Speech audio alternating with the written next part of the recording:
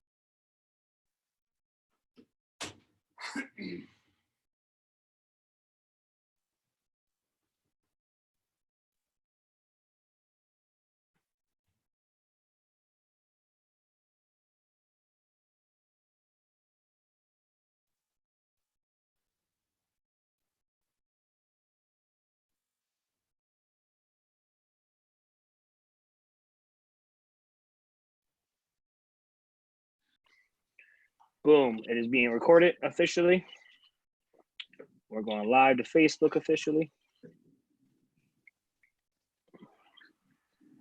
Choose on my timeline. Next.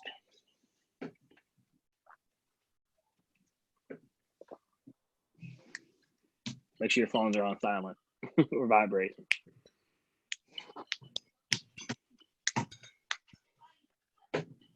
All right. All right. That's Ciel, public.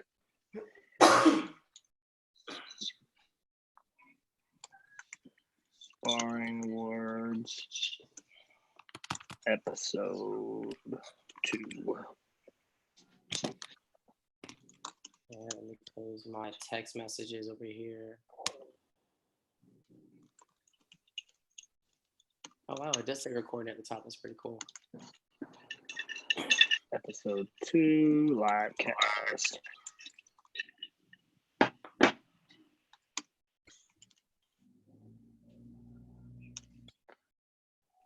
Are you drinking, Ciel? It's recording, brother, so no.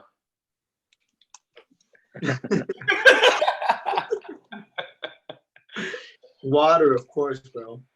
Stay hydrated. That's what I'm drinking. Yeah. You know me, got my Atlanta Falcons. All right, y'all ready? Yeah. Boom, here we go. I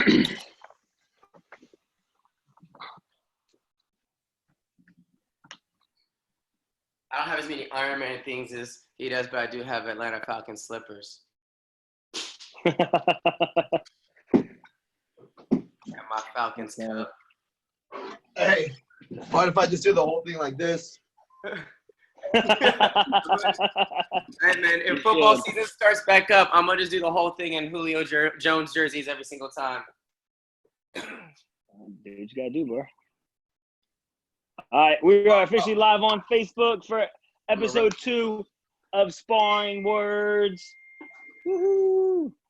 We got Master Carlos Aguilar, Master Ciel Solwazi, and I'm Master Evan Turner, aka Evan Turner, Carlos, and Ciel. We're gonna give it a second here, let some more people log on before we get into the round 2. How y'all doing today, though? Doing pretty good today. I think a notice just got set for California that we're got to be like this at least until the end of April. That's the whole country. That's the whole country, bro. Oh, okay. Yeah. I thought maybe it was you guys because we be living in our own world over here in California. You guys know that. Nah, that's the country. Okay. I'm trying to turn off. I had a good brunch. I mean, my wife cooked up some good eggs Benedict, and Man, it must be nice. You got a wife that's cooking and stuff? Wow. you know, it feels good that I Jessica's get just home going cooked ham. meals right now. Well, we know it was ham for you. Look at you. Hey, we're supposed to start ketos tomorrow, so she was cooking a bunch of keto stuff. Hey, I while we wait for everybody, here's a question that I've been asking everybody.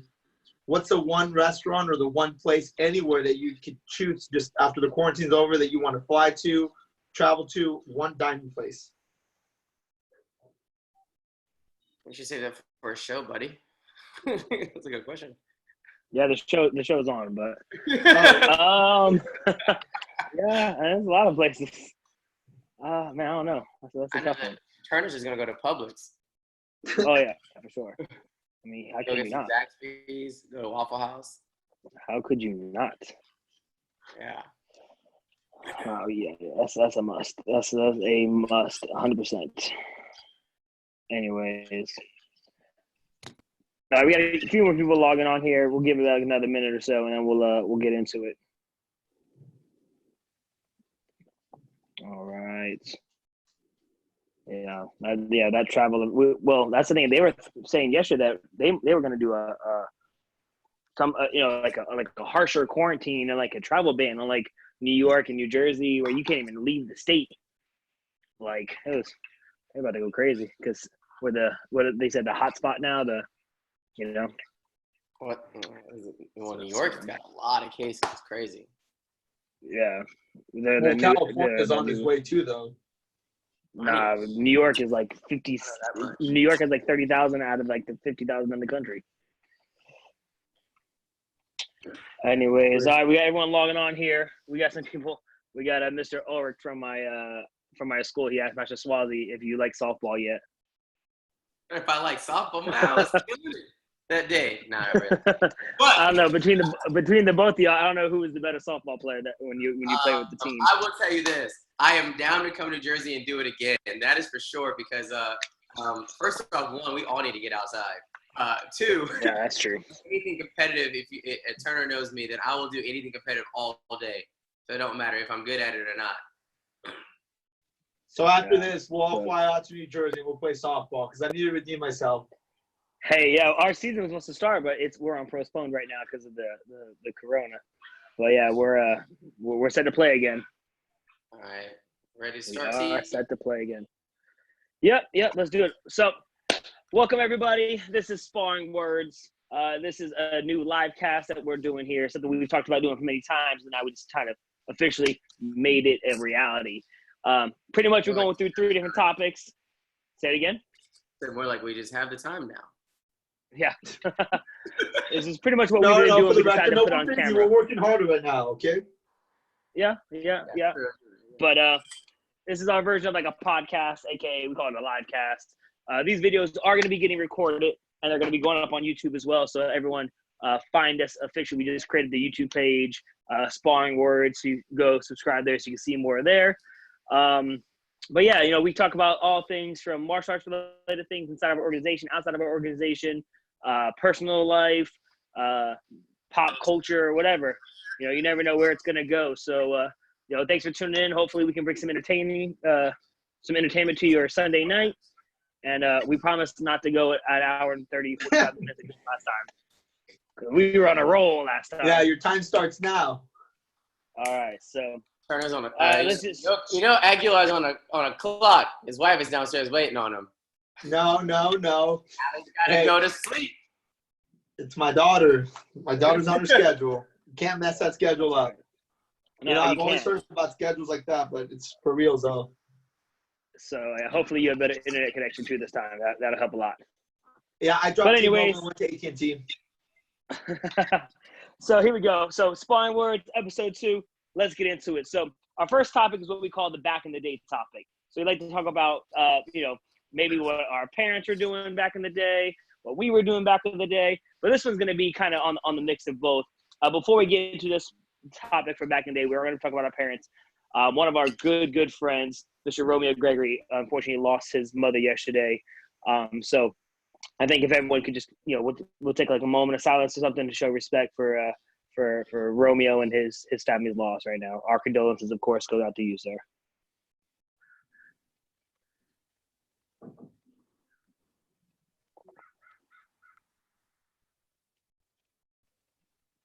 I mean, it's tough, I mean, I think, with this topic, and that's kind of what brought this topic up, I think we can all relate, to losing a loved one, but at the same time, when we all got started, I know for me, I personally started when I was 3 years old. How about for you guys? I was a late bloomer. I started at 8.5. 8.5. That was in 1990, so it's okay. Or no, that was probably like 1890. You. How about you, Master Solwazi? I started at 4, turning 5. It was a birthday present. Wanted to be a Power Ranger Ninja Turtle, just like everybody else did at that time. Oh, Yeah. for sure. Which Power Ranger, though? Ooh. You know what my favorite color is? Green. You don't say it was black, okay? All right.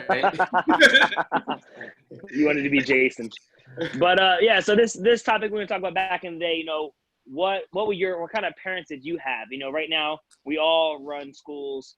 We have, big competition, big time competitors. We judge at the major tournaments, and sometimes you can see some parents who get very involved and into it, sometimes too much. So Never. what brings up the topic is back in the day, what kind of parents did you have when you got started with your training, whether it's in, just in your everyday training, your tournament life, what were your parents like back in the day? Let's start with we'll throw it to the senior in the group first. We'll throw it over to senior in rank, not in age, for that too. Bro, We'll throw it over to you, Master Aguilar. First of all, I'm 33. And how old are you? 31. Okay, so I chopped down 2 more Christmas trees than you have, all right? But no big deal, okay? All right, so how were my parents? I was just fortunate and blessed that my parents were not uptight about tournaments. They cared about whether I won or lost, but they just, as long as I had fun, as long as I learned, that was it. I think that's what brought my dad and I real close together, is through tournaments, because he'd always drive me everywhere. And but it wasn't to the point where he had a score sheet, nothing. But I remember the best tournament experiences with my dad was he had an RCA camera. By then, everybody had switched over to the small cameras, but my dad was refusing. And he had the big old, RCA camera going like that. And but nothing crazy, though. If I lost or maybe there was just a bad judge call or whatever it was, he just said, all right, let's keep working hard and, let's move forward. And so I think that's I was blessed to have those kind of parents in that tournament scene and not like make it all about winning. And so it made it fun for me. So that's cool. I mean, I think that's very relatable, I think, for the most cases, you know what I mean? Like, especially I think in the era in which we grew up, like competition was big, but I definitely don't think it's as big as it is now. And I think a main focus of that is how many more tournaments there are today than when we were all coming up. And at the same time, is how many different events and divisions there are today, again, compared to when we were coming up. I mean, you got to still think that creative and extreme and like combat, those are events that are very, very young still in the ATA's history. So that's a good one. I'll throw it over to you, Master Solwazi. Let's see. Well, first off, the reason why, it wasn't about winning and losing over for him is because he's out on the West Coast. If you don't know the last show, that's probably why. Second off, throw that shade out there once again. For me, my parents were very supportive, very hands-on when it came to my training. My mom trained me in my forms. My dad used to train me in sparring. At a tournament, they were both very cool. My dad, everybody would, if you can ask any of the masters and stuff like that know my pops, they would always be like, "Oh man, Mr. Solwazi is a cool cat. He just sits there, videotapes, smiles, yeah, stands there like a big old refrigerator on Towers of the Ring." But he was the nicest guy, and so people loved him. My mom, on the other hand, was the personalities. I'm pretty much just like my mom. And so, she would be up behind me in the ring, making sure that I was ready to do this, that, and the other. But, there was never any at a tournament like flipping out, yelling at judges. The judges used to love my parents. Now, at home, oh, my God. Okay, so if I was doing my third degree form, for example, my mom would be like, my mom would say, was like, you ain't got no oomph in your form. I'd be like, hey, Mom, why don't you get up and show me? And so she'd get up and do the third degree form, like tension psychic and all, and be like shaking and wobbling. I'd be like, Mom, just like that. And I'd do it, and then she backslap me, all that type of stuff. Don't be smart with me, boy. And then my dad trained me in sparring. So we would sit there and me and my dad would do these drills. He was old school. He knew I don't know what about it. He figured everything that we train like our students today, he had me doing way back then. And I'm very appreciative that, I will say that, you know, as a young child, I didn't understand how fortunate I was with my parents, because my parents were so hands-on. So I thought I was disappointing them every time I didn't get first place. Because after every tournament, I would get critiques about this, that, and the other. But it took me a while until I was older that I actually realized that my dad was just, he wanted me to do my best. And I think, and that was what he was looking for. He never really cared. He always told me, on my best day, nobody's better than me.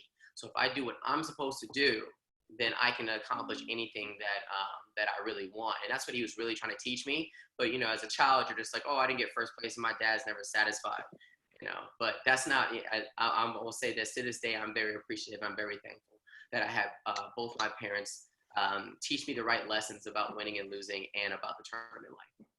Yeah, I think that's very important. You know, right now, I think as great as it is to win, sometimes learning to lose is just as important, you know, and learning how to deal with it. And, you know, that's a good segment into mine, because we talk about tournaments. Man, I was the biggest crybaby in the world. I mean, all the time. So, You still like, are. I'm one. I know. I'm sensitive. What can I say? I saw him in his match. So I'm one. Wrong and walk off. So, like, oh, 50 That was before. bad. It was fifth. I did one kick the wrong way. I was like, I'm done. No, so for me growing up, I'm one of 5 boys, right? So I'm the youngest of 5. So like competition in my household was always, no matter what we're doing, Nintendo 64. You know, we could be outside racing boats down the gutter when it's raining. Everything was super competitive, and I was always losing because I'm the youngest. You know, I'm younger than my second oldest brother, or my second youngest brother, I guess, whatever, by 5 years. So I mean, there's a good age gap there, you know, between most of my siblings. But I was super competitive. So my mom, at first, when I was the first kid to join, I wanted to do it same, you know, karate, because of Power Rangers, Ninja Turtles, the whole 9. And the first couple of days I'd go into this school and I wouldn't do anything. I would stand on the dot and just cry. Like I'd go home and it's like, everything. I go to the school crying. I wouldn't even stand on the sticker, like nothing. My mom was like, what is wrong with this kid? Like super, super bad. And I got enrolled because I got kicked out of daycare for fighting because I thought it was a Power Ranger. But then I just remember going to tournaments and like I would lose and I would throw a fit. What? I think you've always been a bully, huh? Yeah, man. But I was so competitive, and then I was accustomed to winning because I was pretty good at a young age, you know, at least I thought I was. And when I would lose, oh man, I lose my mouthpiece every tournament because I'm taking it in my mouth, throwing it across the ring, like throwing helmets, and it was to the point where my mom would just not come in anymore. My mom wouldn't come in. Wouldn't come to the tournaments. She would stop buying me things. She would send me to tournaments without having the stuff. Like, it's on you. Deal with it. If I took like 4th place, I'm walking out with the trophy, like dragging it across the floor because I didn't even want it. So I'm like scratching up the head. That's back when they actually give out trophies. Yeah, and my parents they would push me, but not to the point where it's like, you have to do it. Like, look, if you want to do it, then do it. If you're not going to do it, then stop complaining about it. And then I remember when I joined into the leadership program when I joined Victory at the time. And at this point, I had just left from the Naska circuit, which is going to be something we're going to talk about here in a little bit. But I joined Victory in like 99. So that's when I joined into the ATA. They put me into the leadership program. At this point in time, I've already competed. I was on the sponsor team when I was competing. And then I would go in to teach like the leadership, you know, get in front of the classroom and teach. And I couldn't do it. I would cry. So my mom would just literally drop me off and leave. My mom would sit in the parking lot and never want to come inside because I was like an embarrassment. And now, like years later, it's funny because I look back and I'm like, man, my mom, yeah, She was a sweetheart. I know, but that's what I'm saying. You know, she taught me. She's like, look, if you're gonna do it, she's like, just do it on your own. But you can't. Like, I couldn't turn to her to cry to my mom for help. So it was like years later, you know, as an adult, I went back and I asked my mom about that, and she was like, and that's what she told me. She was like, well, yeah. She's like, if you're gonna do it, that's your choice you made. You're not gonna come to me to help me fix your situation you cried about. And I think, you know, especially again, we all teach students, and hopefully there's some students that are watching this and can take some notes from this. But I think parents today, in the most part, a lot of them try to fight sometimes the battle for their kids, and letting them learn the life lesson. But I still, at the same time, there's many parents who are doing that. So that's kind of what parents, my mom and dad were like. They were just like, hey, you fight your own battle. If you want to cry, you want to embarrass yourself, deal with it. If you want to win with pride. If you want to embarrass yourself and look like a little crybaby, that's what you're going to be. And that's what I was for many years. Wow. That's kind of funny because, knowing you and then knowing your parents, like I could see you being a baby because you are one anyway. If Turner doesn't get his way, like that's just the way he is. Like he'll pout a little bit. I know him, but I don't just walk out and like kick and walk out like somebody I know. Yeah, I do that. I have a hard time like imagining Turner not being able to stand in front of people and teach. Because if anybody knows T, like he can get up in front of. I've seen him go into places where I'm like, oh my God, I have no way I'm gonna get these people's attention. And Turner will go in, and just like, all right, everybody, check it out. Like, why are people listening to this guy? He commands a room. So it's kind of funny that you kind of learned a lot of those lessons. I won't say on your own, but you learned that you are representation. What like you have to carry, I guess your reputation, precedes you and who you are and stuff like that. And if you want to be a baby, it was total opposite for me. If I messed up and I cried, my parents would look at me sideways, and I knew to get my face straight. That was my dad.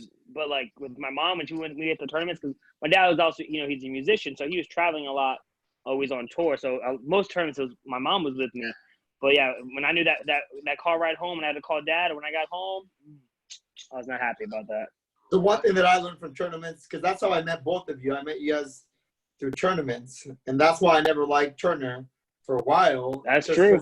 That's true. Because of his vibrato. I was all like, who does this guy think he is? And I've always been competitive. I'm nowhere near as good as you guys are in the tournament circuit. And I give you guys kudos because you guys have won a lot more world titles than I have, or titles than I have. But I've always been competitive. I've always tried. Anyways, and so sometimes I'd go to tournaments just so close-minded. And then I'd go to Texas and I'd be like, who is this guy? And then Worlds, I see this guy dancing to the lobby, dancing into the ring, and I was all like, who does this guy think he is? and then next to Evan, still to this day, Ciel Solwazi, I was like, oh my God, this guy's the exact same way. I was nothing like Evan. No. Time out. I was nothing like Evan. The only thing, my problem was that before tournament, Evan knows, I had so much anxiety because of pressure that I just expected myself to win all the time. And so I would be a brat about it. Like before, like I wouldn't talk to people. But after a tournament, I was fine. Including me. We would go to tournaments and like we're staying in the same hotel together, and then we end up in the same ring. So we'll walk downstairs, get ready. The moment we walk into the ring, I'm like, hey, Ciel, and it's like, I'm not talking to you. I'm like, all right, man. I have a hard time before a tournament, and I've been told this, and I actually missed out on a really cool opportunity apparently. And Turner, it worked out really well because Turner got to go because I'm getting ready for to compete, and a lady wants to talk to me and ask me about certain things, and I'm like, only thing on my mind is winning, is beating everybody, doing the best I can do and stuff like that. Now, after a tournament, I think even once we bow in, I'm okay. But I mean, it's a good trait to have. It's not a bad. It's a good trait to have. I can't be friends with people. You can ask Master Urban. Before I'm competing, I'm usually on the side, like before team sparring. Like he's like, don't leave Ciel alone. Just leave him alone. So let me ask you, how much of that do you credit to your parents? I probably credit a lot to the mentality of what it takes to be great at anything you do. It had nothing to do with it. I didn't like you guys because obviously I have my best friend, is the person that I would stay in the room with. I traveled to the tournament with. But the day of the tournament, I'm sorry. This is a business trip. I spent money to get here. I got something to do. For sure. I understood not to waste the opportunity that was in front of me. And so once we bowed in, I was cool, like saying good luck to everybody, like talking, cheering people on and stuff. But I just couldn't. It was all about on my best day, nobody was better than me. if I handle my business, I outwork and do what I'm capable of doing. And that was my whole focus beforehand. If you knew, a tournament will tell you, I used to see affirmations before I go, and it would be like, I'm successful, winner, I'm a champion. I'd write it down, I'd say it, I'd just be talking to myself. And that's how I am. And I don't care if we're about to play chess. Like, True. I'm coming for your throat, man. Wait, you know, I think it's good. Yeah, of course I know how to play chess. do you want to do a virtual chess match or like online? Because I've been trying to find people who want to play chess. All right, fine. Tonight we'll play chess. All right, good. Y'all can do that. But no, I mean, that's cool. So again, you know, this first topic here, for those just not tuning in, you know, this is Sparring Words. This is our live cast we're doing. I don't know if we're going to do this once a week to twice a week, but something we want to do to hopefully help pass your time, as, you know, the world right now is kind of in a crazy place. So we wanted to hopefully bring some entertainment to your Sunday night right now. Our first topic we just talked about was back in the day, talking about how our parents helped shape us, and also in somewhat comparing the parents of today in the martial arts realm, you know, kind of, but in life in general, and how they helped shape us to be the competitors, even the instructors we are today. So again, we started it off with a moment of silence, and again, just our condolences go out to Mr. Romeo Gregory, a great friend of all of us here. His mom unfortunately passed away yesterday. So again, we send our condolences and our prayers to his family. I got a quick question for you there, T. Could you see either of your parents being like the parents today who write down the scores and check the math and stuff like that? Because that's a new thing for me. Nah, could you see your parents doing that? I'm still the competitor. I'm still the competitor where I don't even know if I won or lost until they read the scores. Well, that's like, just I was like, all right. The Georgia public school system, you know, we can't add. Yeah, I have Florida and Georgia public school system. But you know what, though, to their defense, I'm gonna play devil's advocate here, because I've had what's it called, scorekeepers, where we messed up the scoring. Oh yeah. So it is a good thing. It is a good thing that they keep track of the scores. However, though, it's just sometimes, to me, just my personal opinion, it's just a bummer sometimes that I feel that sometimes the parents want more than the children, and it just doesn't become fun anymore. And so correct. And I think a big part of that is that when some of the parents are living through their kids, you know. Like, correct. Yeah. But what I'm gonna say is, I think a lot of that too is that the parents, you know, they're shelling out a lot of money. Like I said, we have students. All of us have students who travel literally every weekend, if not sometimes every other weekend.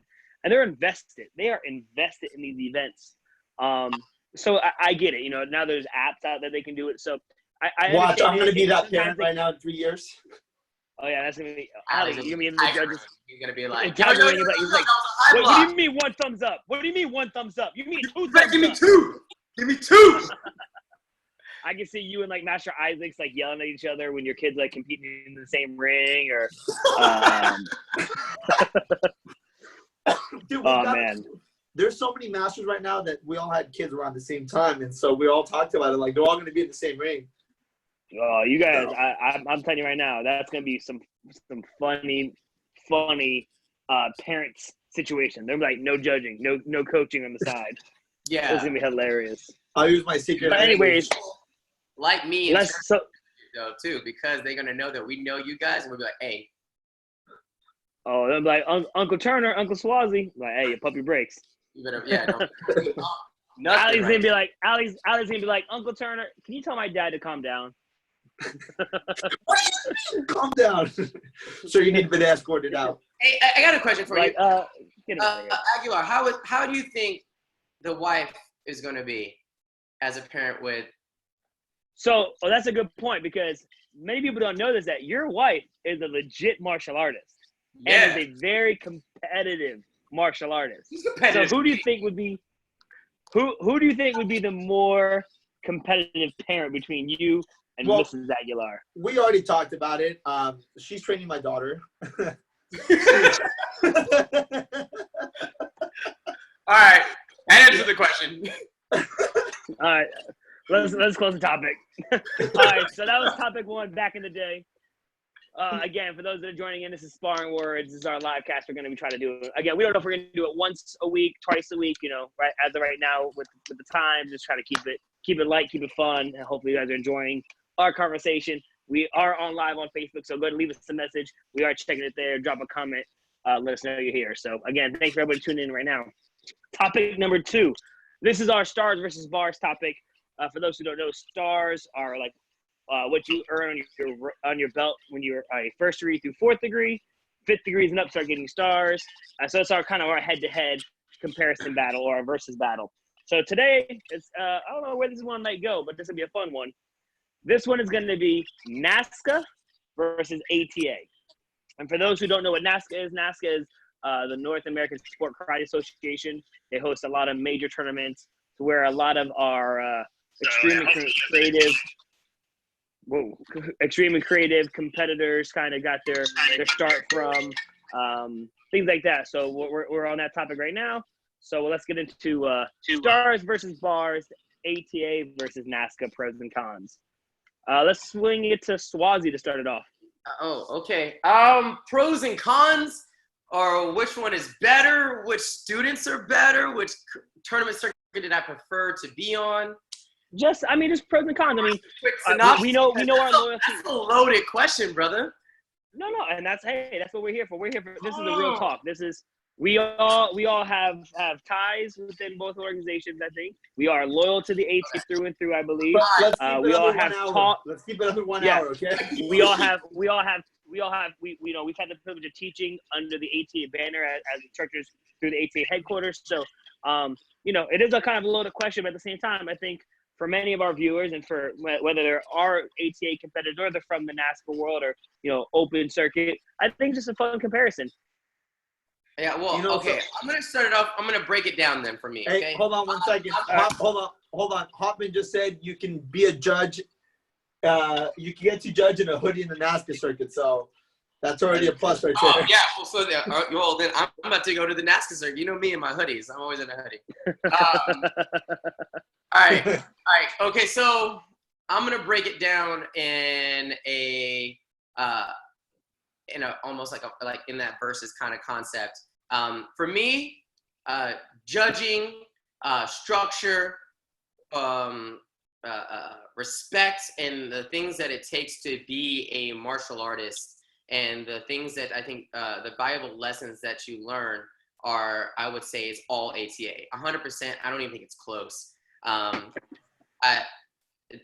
One of the things that I think about how, respectful and how proper things should be when we're talking about, martial is, just like how people carry themselves, how they talk to each other and things like that.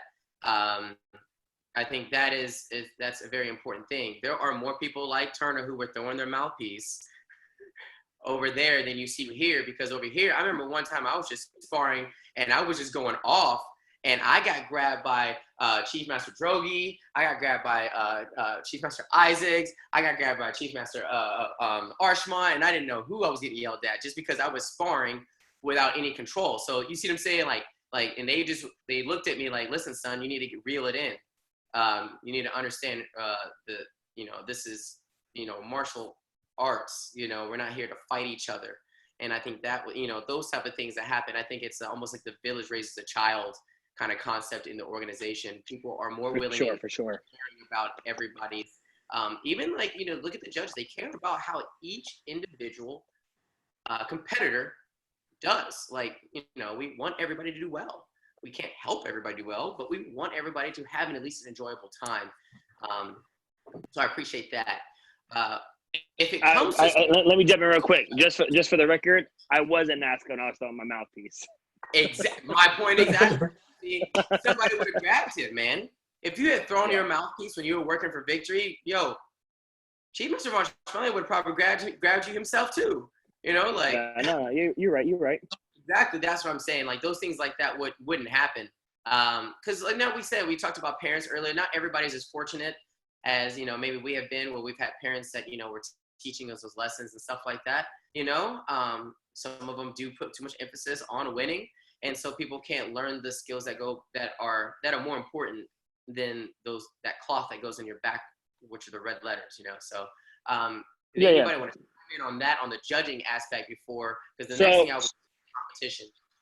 Yeah. So I'll jump in real quick. So I think you kind of hit it on the head. Like I said, I grew up in the national circuit, and I joined ATA in like 99, 2000.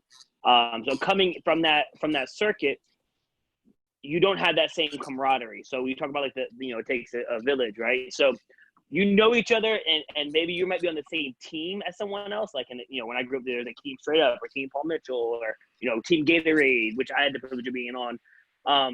You're a team, but at the end of the day, like you maybe don't even train at the same school with these people from different states. So the camaraderie was there at tournaments, but at the end of the day, when you go to a tournament, you could be going and it's like, oh, I'm just here for myself. And when you look at the judges, you don't know their backgrounds, you don't know what style, you don't know if they're what rank they are even. Because like I said, a lot of times they're just there in a t-shirt with a badge. Now, I'm not to discredit them.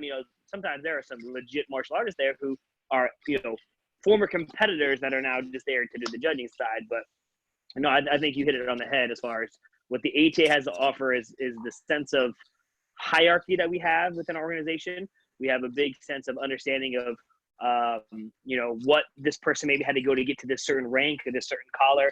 I think it's pretty standard across the board. So it creates more of a level of respect, I would say, sometimes for the judges. Yes. What you there, Aguilar? I never competed in a Naska circuit, so I don't get to jump in on that. However, though, I've always followed the Naska circuit just because I'm on YouTube. When Extreme first came on, I'll never forget the time that my instructor's all like, "You're doing Extreme at Nationals and Spring Nationals." Like, what is Extreme? He's like, just grab some commas and just start trolling them all over the place. And so I started going on YouTube and figuring out what to do and create the form. And so I think in the beginning, obviously Naska has had a larger or a bigger history in extreme and creative. But if you look at the ATA competitors, the ATA competitors can step in the Naska ring and can definitely keep up with the Naska competitors compared to if it was Today they can. Today they can. Yeah, that's what I was going to get to next, which is a great point. Yeah. Today they can, but like if you put it back in the old days, probably not though. And it's, I think I could be wrong, but the way I see it though is that back then all these people would put themselves on a platform like YouTube and they'd become like superstars in the martial arts world. Okay. And a lot of the people didn't really get to see some of the stuff from ATA, and so, but now you see a lot of our ATA competitors putting stuff on the platforms and I think I honestly think that kind of gives a leverage. That's another topic that we can talk about as to how much of a leverage you have in competition if you have like 30,000 followers and you have this following of people, So anyways, that's legit. We can bring that up for another time, another episode. I think that's a good point.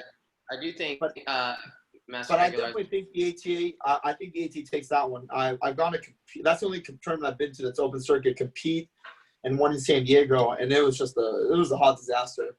The way it was operated, the way it was, everything was just it was bad. And it's a bummer though. Yeah. Sometimes I really wish some of the ATA competitors would see the Naska circuit and just see how unorganized it is. So shout out to the tournament department for always doing their best and running everything. So good job, guys.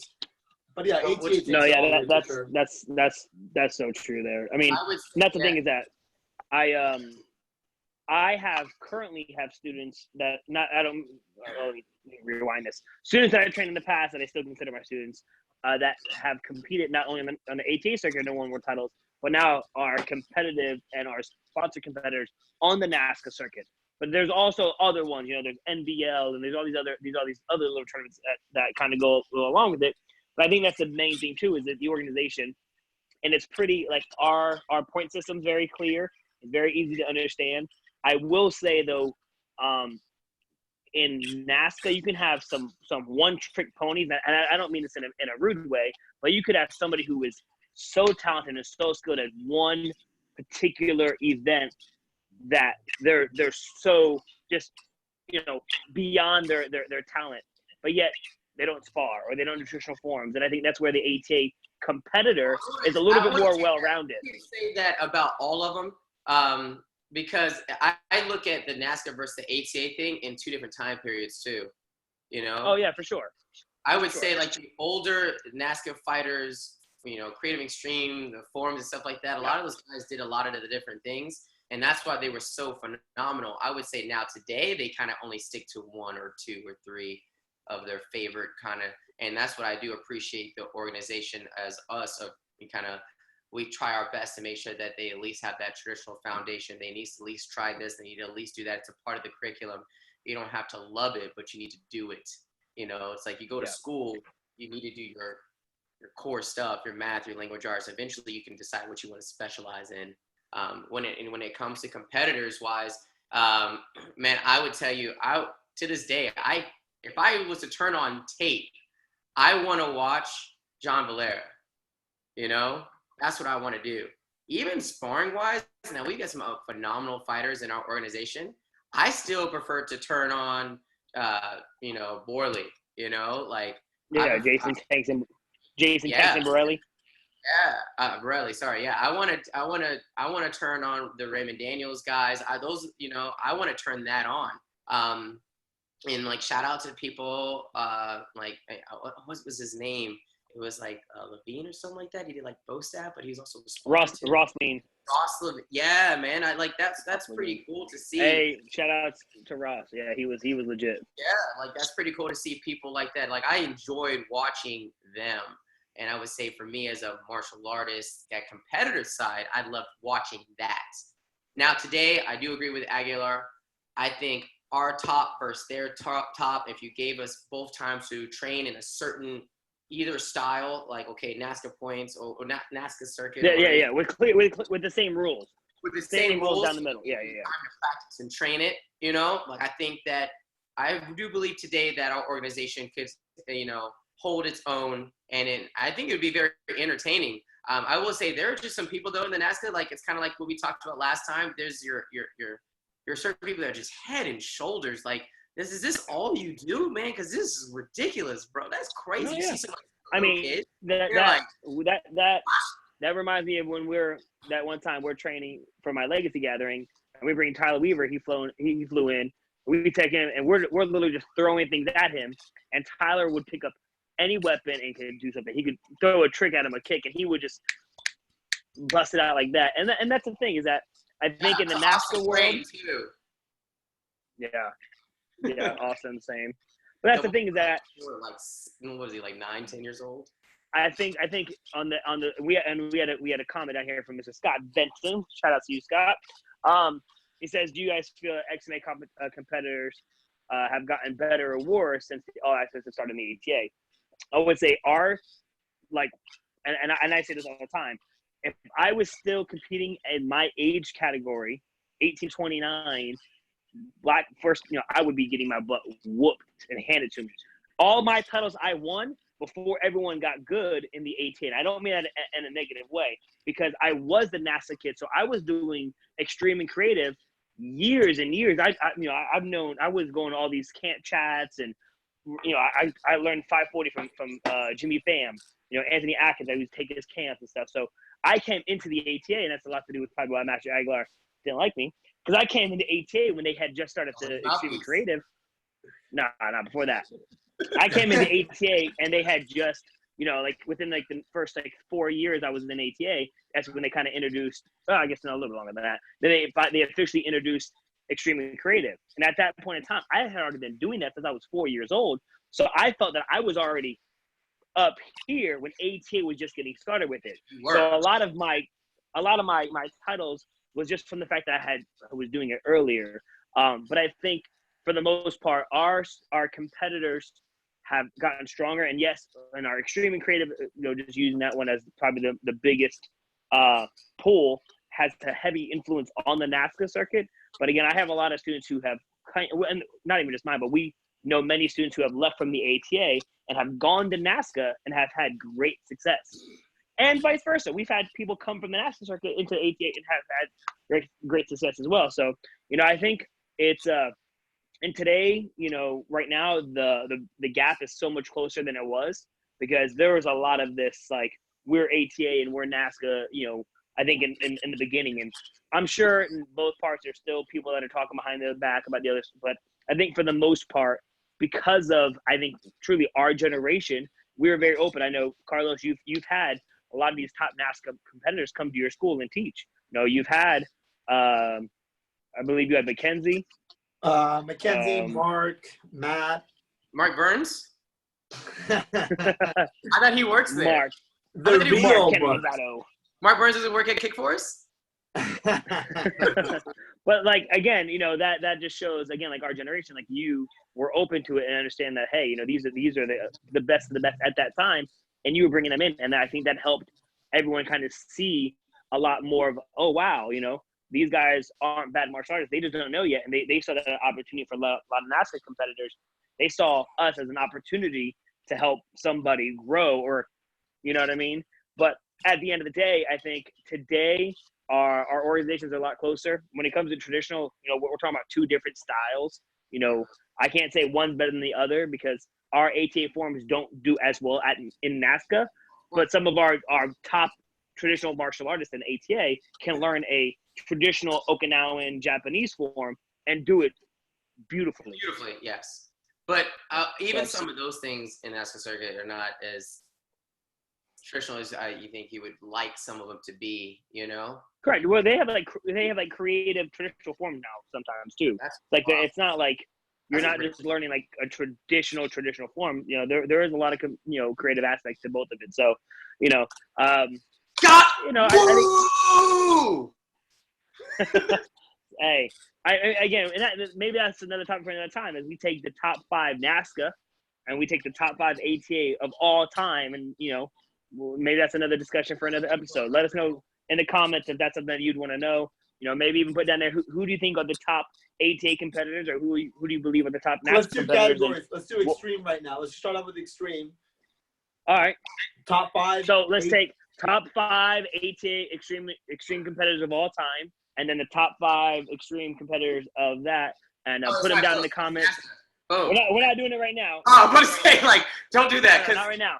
To, like, Aguilar's point is that I think a lot of time you got to realize how long that Naska circuit has been around and how long they've been competing. So, on time. Yeah. So I think you got to stay on time. Yeah, man.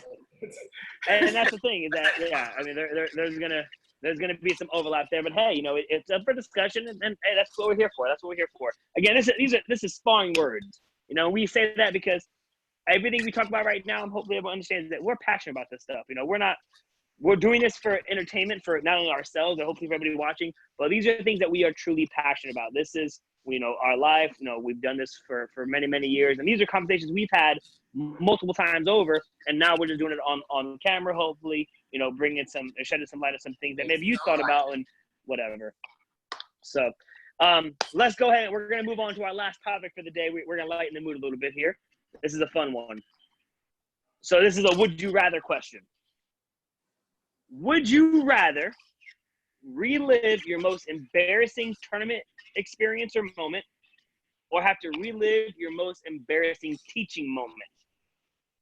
So again, would you rather have to relive your most embarrassing tournament moment or your most embarrassing teaching moment? I'm sure we all have had many. Start with UT. I don't want this one. All right. So I'll jump in. So which one would I'd rather relive my most embarrassing tournament moment, and the only reason I say that is because my most embarrassing teaching moment, I think one of them for me, and I'm sure many people who have taught for many times can attest to this, is, you know, we've had those kids who don't understand how to go to the bathroom yet, who just they haven't learned. And I remember we were talking, and I was teaching number 2 round kick. And I'm like, I don't know, 15, 16, whatever, teaching number 2 round kick. And I just had, you know, this kid like, you know, Mr. Turner, can I go to the bathroom? Just hold on. You know, I'm cooking right now. Just, you mess up the vibe. Let's just keep rolling. You know, when you're young, you don't. The rule is you gotta go. No, but when you're 15, you don't know that. You don't know if this kid. I was the kind of kid who I would tie my pants just enough that they would start coming down, so I'd have to stop a drill when we were running. Like, I knew that. So in this case, this student, I remember him. This student was that. Oh, for sure. This student was that kid who would, like, every little excuse to, like, stop, he would. So I was like, no, just hold it. We're doing round kicks. And he's in the second row. Okay. Second row. So you know he's not the shortest kid. He's in the second row. Doing round kicks. And I just remember seeing something just go and hit the mirror. what in the world? It's a little bit of, number two. A little number two came out. Round kick. Straight out of his pants. Shot, flew by the kid in the front row, like, almost nicked his ear. And, like, pop, it hit the mirror. I'm like, it's nasty. And I'm like 15, 16. I was like, the whole class. And, nowadays, like, everyone turned to the left and you, like, redirect the energy. You go to a different spot of the mat. I froze. I was like, and all the kids are laughing. I'm telling you right now, I was beat red. I didn't know what was going on. And I would not want to relive that moment ever again. But my most embarrassing tournament moment, I kind of have two. One of them is not really embarrassing, but it just kind of hurt because I would say it was when I tore my ACL. That was embarrassing because I had just won the title the night before. So I was like on this high, and I tore my ACL, so that was embarrassing for me because I had students watching, and everyone was kind of the expectations, kind of like you talked about earlier, like the expectations I was supposed to win that day, and then to go out there and tear your knee and stuff like that. That was pretty embarrassing. The other time is just I'm in the middle of the floor, backflip, whoosh, pants straight down the middle, just ripped, all glory, all glory. Oh yeah, man, things ripped, and I just kept going. I'm like, I'm doing the whole form. I'm like holding my pant with one hand. I'm like just doing nothing but left hand moves, and that was man. You thought it was embarrassing that you hurt yourself? It's embarrassing for me. I don't think it's embarrassing for the people. It's embarrassing for me because, like you talked about, like the expectations. But that's mine. So if that was the case, and I'm embarrassed all the time. I'm always hurting myself. So that is correct. I'm embarrassed for you. Or you know what? The other time too is one time I was doing a form at a demo, like a demonstration, whatever. I did a backflip. I would like land in like a split or whatever. I landed and I popped my groin, like completely pop, and I'm just like, ah!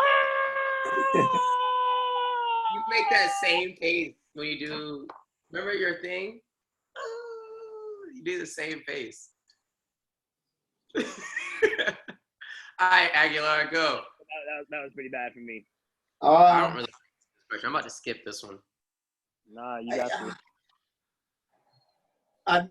We teach so many classes that I'm just trying to like think about what's the most embarrassing moment I've had teaching that I lose track. It'll come back. I've been thinking about this one all day, but I think the most embarrassing tournament moment I've had was at nationals, and I was already a black belt and an adult, and here's a little. You lost to your younger brother, didn't you? No, I can't tell the confession now, but Jose beat you. He cried. But you gotta ask my brother about his most embarrassing moment. I'll share it anyways. I'll share my brother. You can share your own brother. No. I'm gonna share my brother's, not mine. Hey, he's right here with us right now. Look at him. Yeah, the better Aguilar. He dropped his weapon on a June beam. But for me, I was a center judge, and I was the other way around. My back was towards the scorekeepers and the timekeepers, and it was at a national tournament. And I don't have a whole lot of embarrassing moments that I can think of, and if I do, I prefer not to share them because.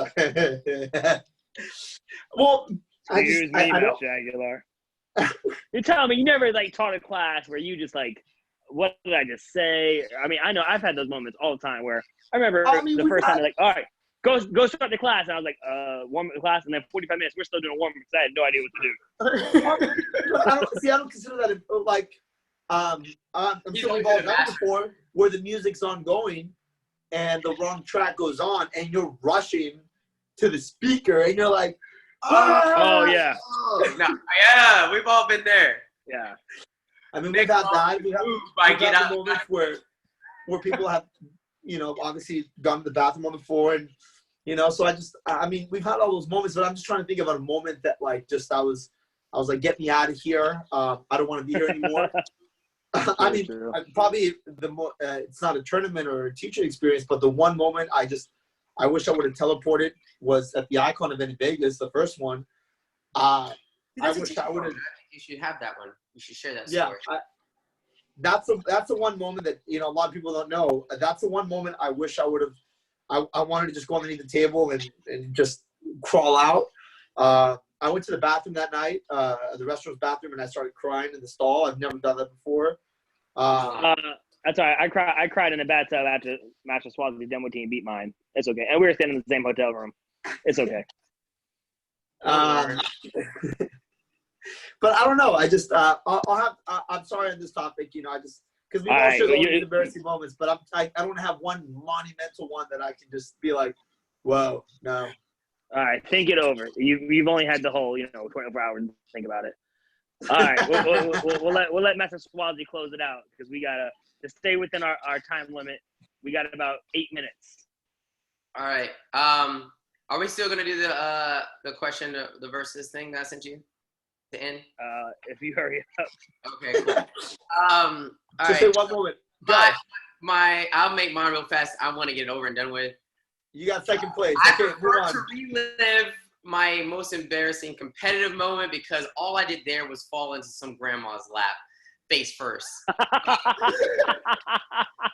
was told plenty of times that I prefer to relive this moment than the teaching. The teaching is really Oh, man. I will fall on my face in front of people and mess up all day. I was told plenty of times, don't do that trick yet. You can do it, but I don't know if you can do it in a form. And I decided that I was going to do it anyway. It was Cartwheel Arabian. I over-rotated. I stumbled. So grandma was sitting in the front row at Panama City tournament, and I went face first into her lap. Boom! And I looked up at her, and I was like, I'll be right back. And I kept doing the rest of my form to kind of I'm okay with laughing at myself that way. So that's the embarrassing moment I prefer to live. So you wouldn't want to relive your embarrassing teaching moment? No. You don't even want to share it? All right, you don't have to. You don't have to. You know what? I will say, We're supposed to be honest. I'll do it. Okay. Do it for the views, Ciel. Do it for the views, Ciel. It's not like a long story. It's a very short one. I'm calling the kids up to get their awards. This young lady, she was small. Her name was Pamela. And her last name started with an A.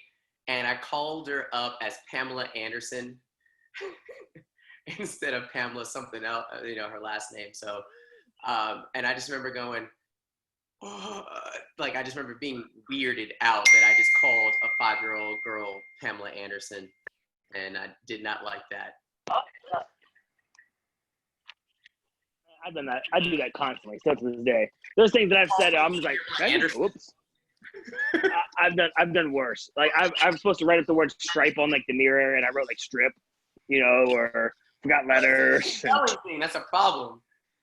I've done a lot. No, but yeah. But the Arabian to the grandma's lap, I remember that one. And I almost share one. I don't think it was embarrassing, but it was monumental for you. Is the day you lost your voice, and I had to yell for you. Oh, that was fun. I want to say that's embarrassing. I believe that Miss Kalar, Mama Kalar, has that film, so we should have her have it, and then we should post it. It's just pretty entertaining. Master Solwazi, Mr. Anthony Pine says that was Taco Bell sauce mild. He goes, I thought the story was maybe much more wild than that. Just so y'all know, but no, yeah, I think I have the best one so far. Yeah, I think you do too. Well, I mean, people like you fail more often. That's true. Hey, well, we can talk about the time you got a Song of Spirit award. We can talk about that. That's fine. I got one. How many have you had in your life? 0. Really? Yeah. I've had a lot. I don't think I've ever had a Song of Spirit award. Oh, because he always plays in Creative Extreme somewhere. Yeah, but even in traditional, a lot of times, I'm third place. I'm not saying I win all the time, but I got a lot of third places in traditional. I got mad third places. The Havaduchi and Erdman and you. Yeah, I got a lot of thirds. I'm proud on that. But yeah, I don't think I've gone in my heyday competition. I don't think I've ever gone to a tournament and not came away with something that I can think of. I could be wrong, but that's not bragging. Fall out of my uniform, my phone fly out of my uniform. I'm doing my form. I've like always messed up competition wise. Teaching wise, I'm Yeah, but it's All right, next topic. all right. Last topic, go.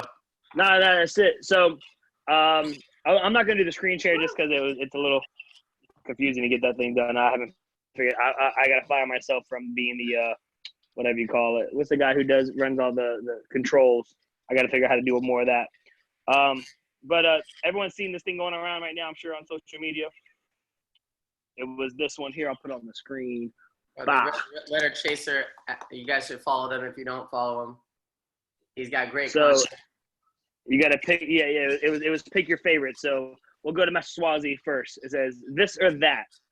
Traditional forms, creative and extreme. Traditional forms all day. I prefer to do that all All right. day. I prefer to watch Creative Extreme though. How about traditional weapons? You are a traditional weapons world title winner. No, that you don't like to talk about. Money. What's the? Isn't that the next question? Weapons versus. Combat. Well, it just says traditional versus extreme creative. Then it says forms versus weapons. So Traditional, because traditional is going to be including sparring and stuff like that. So yeah. Technically, yeah. And then it's combat versus sparring. Oh, you got to ask Aguilar which one he likes. Well, I was gonna ask you all yours and go to him. Oh, okay. Go ahead. All right. Combat versus sparring. Regular sparring over combat. That Nerf bat fighting, I'm good at it. Here's one for you: demo team versus team sparring. Demo team. I think it does better. It's more exciting to watch. Two, the amount of people watching one thing, it's quite crazy. And Yeah. Three, I think that it does a better job of making every martial artist on the team perform and be great. Gotcha. All right. Spring nationals or fall nationals? Fall nationals all day. Just so many better memories. Spring Would nationals, fall nationals. Would you rather land a nice clean head kick or land a trick? Trick kicks. I kick people in the head all the time. That's nothing big. So whatever. Got it. All right. We'll go to you, Master Aguilar. Traditional versus creative and extreme. Now, traditional forms, traditional forms. All right. So then, would you rather do a forms event or a weapons event? Weapons event. I forgot my form. So I like the honesty. Combat sparring. even the versus part that point I need. sparring. So, huh? Combat sparring versus point sparring. Sparring. Demo team versus team sparring. Team sparring. Ooh. Spring national. Because I'll tell you why. Team sparring, I think that's a whole different ball game. You need strategy. You need all this stuff, and that's just something I'm not good at yet. And I'm trying to learn how to become better. I'm not good at it, and so I'm addicted to the fact that how can I get better. And so demo team, of course, is still new for me too. I'm still trying to get better at demo team. I've never done any demo teams. So the last two ones have been our first two ones. But anyways, team sparring is the one that I'm obsessed with right now. They did a great job. Yeah, I like your answer though. Spring nationals versus fall nationals. Spring all day. Spring. Only been to one fall nationals, and that was it. That was the last one I went to. Head kick versus landing a trick. Head kick. That's because he doesn't happen to him very often.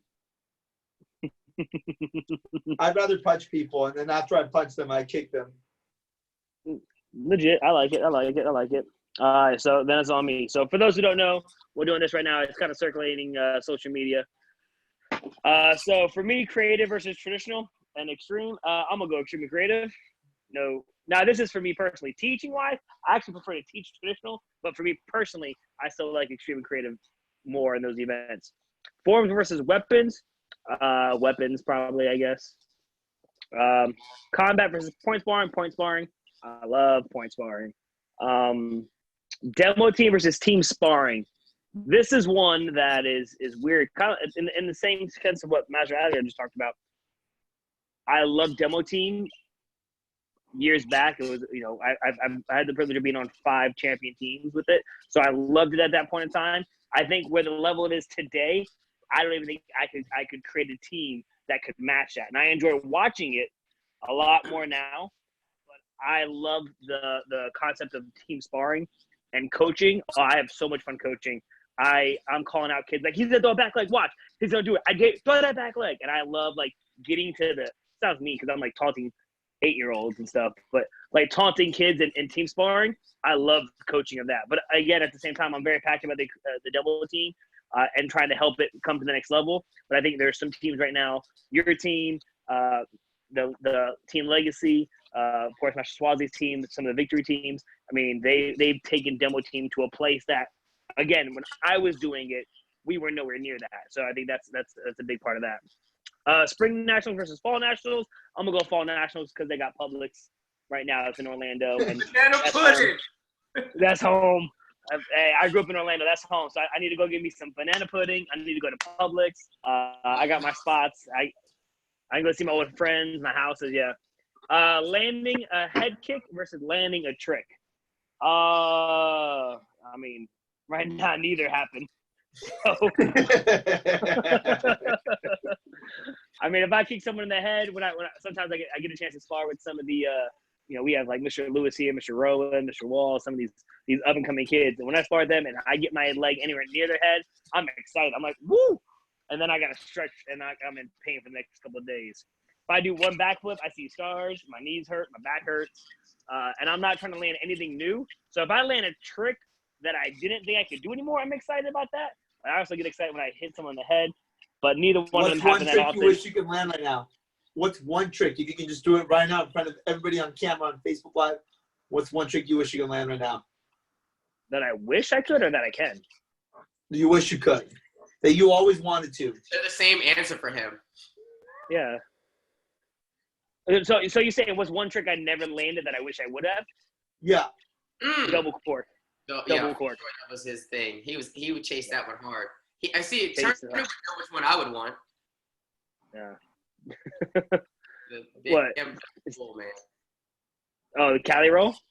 No, double full. Just double full. Like that's, double full. Yeah. I've landed like twice in my life. No, yeah. So for me, it's true. It's double cork and full kick full or full or 9 gyro. I went after that. Like I remember my first legacy guy there. I probably threw 100 of them. I never landed it. That and triple full. Those are the 3 that I was very close to that I never landed. Triple full kick full, and then double cork. But hey, that was many years and many pounds ago. I have just like a quick question because you guys both said something very important. Just like on a side note, for team sparring, team demo, and versus the sparring and landing a new trick. A lot of it, like sparring, like team sparring it's like, it's the challenge of the instructor, right? Of like coaching, right? I think it's the competitor versus the instructor mindset. Yeah, I think that's what I was just saying. That's a whole different. That answered your question more than the actual. I don't know. Yeah, 100%. I think for everyone here, because all of us have done all of the events. Really, I think sometimes it's at whatever point in time of your life you're at. Mm-hmm. I think when Master Aguilar was doing creative weapons, I'm sure he was fully engaged and engulfed in that. When I was doing it, I was 100% in it. Master Solwazi, no disrespect to Master Aguilar, or hopefully not myself either, but I think you've always been the most versatile in both, in both brackets, whether it's the traditional side and the creative extreme side. But I feel like, whatever, before you got into extremely creative, I mean, you were sparring traditional forms. Like that was it for you. You know what I mean? But then as times go change and as you learn more, and a lot of that has to do with the students that you have too. If you have students, like I know Master Aguilar has Jacob Tolentino, who this kid, he just submitted for this online trick battle we're getting ready to do. He submitted his trick video. And I was like, yo, this kid, him, Jack Harkins, Braden Myers, Daniel Rivera, like these kids can trick. Like today, I would prefer to go and trick with those kids and land something cool or land something I haven't learned from me than to spar the best fighters in the organization and kick them in the head. Yeah. Not that I was saying like arrogantly like I could kick all of them in the head, but it's just like, okay, cool. But I think a lot of that is that you've also been considered one of the top for a long time, and the people that are all the top in let's say for sparring, you've also been in that category So you competed against them many times. They're these new kids. They were tigers when you were winning. I'm not gonna lie. Hey, next topic. I just came to my head. Next topic. Competitor. Would you rather be the best competitor or the best instructor? To just remind you. Good one. Episode 3. Next time, round 3, fight. Round 3. All right, so we're just barely over an hour. I think we did great. We're getting better at this. Again, everyone who tuned in to watch, thank you so much for those commenting down below. We got a couple comments here real quick. Benton says, Ciel, I've seen your energy on the sidelines when you're in team sparring, teammates. Yeah, you go pretty crazy on that. Being able to coach for team sparring is achieving like Super Saiyan. Pine says, Turner loves destroying those 8-year-olds' mental state. That's true. That's just messed up. A head kick you can get back by kicking the person in the head. When someone throws a trick you can't even phantom throwing, it's hard to come back from. That's true too. So again, there's a lot of good things on both sides. So that's fine. Yeah. So Right, I hope everybody enjoyed this. Last question. Remember, you told me to ask you at the end. Okay, very last question. After the quarantine is over, one restaurant or one place, anywhere, if you can go anywhere, where would it be? He's going to Publix to get a sub. Restaurants aren't really exciting like that. Really? Gathering, event, whatever it is. So I got 2 answers to this. One, like martial arts related. One, India, because I was supposed to go. And I was supposed to go out there to get ready to help a lot of students and go to Australia. So that was kind of ruined by all of this. So that's one on the martial arts side. Personally, also my grandmother's 90th birthday was supposed to be next weekend, and it's not happening now because of it. So as soon as it's over, I'm driving down to go see her. I know it's not the most exciting. I'm a simple man. Food-wise, if I can go back to my big mama's house, I had today, talking about birthdays, it was my Auntie Audrey's birthday. Shout out to Auntie Audrey. She turned 70 today. Black don't crack, boy. She looked good, man. And Mr. Palumbo said you're going to Waffle House. I'm going to Waffle House. Yes, he knows. I'm going to Waffle House. I want to eat my big mama's cooking. That's where I'm trying to go. I sent you a thing. They're closing 300 Waffle Houses right now. That's how you know this is serious, man. That's how you know this is serious. Waffle House has if we have no water menu, if we have no power menu. I have family out here in San Diego, and so sorry, Carlos, you're not really my family. Anyway, all right. What's your answer? You going to Vegas? No. You're going to the Right? Rack up some more points. No, it comes down. It's hard though. Number one, I want to go back to the school. I miss my students. 2, I want to be with my family, like all of us in the same room. Oh, okay, yeah. And 3, I really, it'd be really nice to be at Worlds. Be at Worlds at the old Peabody when we were all in that So now you're trying to go back in time. Before it was America, yeah. So those are the 3 moments. You want to see the Ducks go down the elevator. Yeah. you want that bar? Where they have the seating area? You want them to go back to when that was the bar area? Yeah, well, we all just hung out. I don't know. I'm happy. They still at Worlds. My giant table in the corner is still there, so I'm still happy. But no, good question, Master Aguilar. So we're gonna call it again. Everybody, thank you for tuning in. This is Sparring Words. This is our play on a podcast. It's our live cast. This video will be on live for on Facebook right now, but we also are going to be taking this over to YouTube. So please help us continue to grow. If you can, go over to YouTube, subscribe to the YouTube channel. It is Sparring Words. These videos will be getting uploaded there after the episodes are done, and then hopefully it can grow, and maybe we'll just start going live directly to YouTube. So I'm sure on behalf of my 2 co-hosts here, we say thank you for tuning in. Thank you guys for participating down in the comment section. We hope to continue to grow this. We don't know if it's going to be a once a week, twice a week, every other day. We don't even know yet. We're going to keep going. Yeah, let us know how you liked it. Hopefully share it to somebody else. We want to keep this entertaining for everybody, whether you are in the ATA organization, not in the ATA organization, instructors, students, masters, grandma watching who Ciel jumped into her lap, whatever. It's all the same. But that's it. I'm signing off. I'll let my guys say their goodbyes. I ain't gonna say. Follow Bye. me. Crush it, Carlos. Turn up, Turner. Hey, Corey Diamond just said I just joined, so you got to start all over. All right, guys, we're signing off. Sparring words. Hopefully next time we'll maybe even bring some guests. You can step into the ring with us. Comment below who wants to be the next guest. Yeah, And who we're should be our looking for first guest? sponsors. Let us know. Yeah, we're gonna start pausing this and having commercial breaks for our sponsors, but we don't have none yet, so help us out. All right, guys, signing out. Later, guys. See you. Right.